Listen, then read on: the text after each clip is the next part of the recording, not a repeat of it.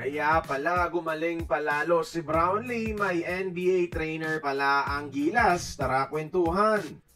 Walang tigil ang paghahanda ni Coach Tim Cone at ng Gilas Pilipinas para bigyan tayo ng isang remarkable run ngayong FIBA Asia Cup matapos mapahiya noong last edition nito.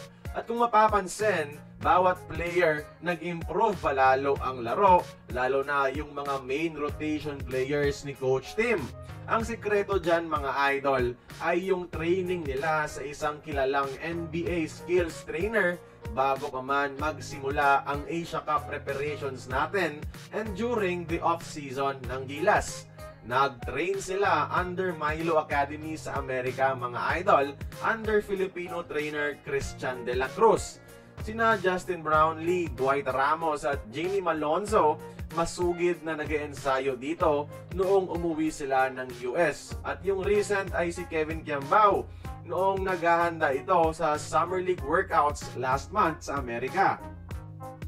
At hindi biro ang resume ng Milo Academy mga idol ha. Sila lang pala ang nag-train kay Jonathan Kuminga na isa sa mga mainit na pangalan sa NBA off-season ngayon.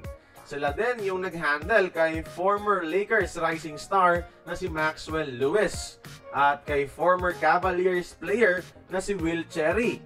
Sila rin nag-train minsan sa sikat na Duke University at University of San Francisco.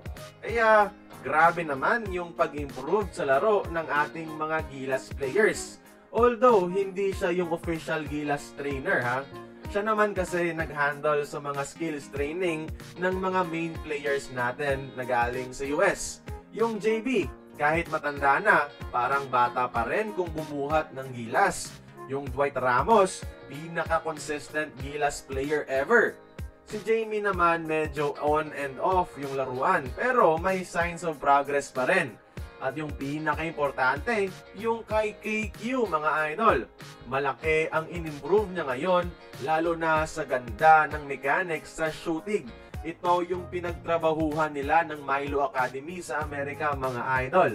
Expected pa naman na isa siya sa pagkakatiwalaan ni Tim Cone ngayon.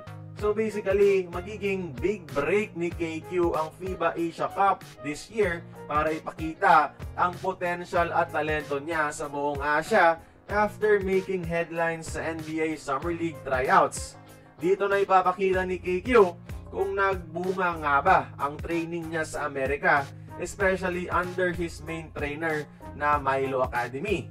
Kaya kayo mga idol, tingin nyo, magiging superstar na ba si Kevin Kiambao sa Gilas ngayong FIBA Asia Cup? Join the conversation, magkomento lamang sa ibaba.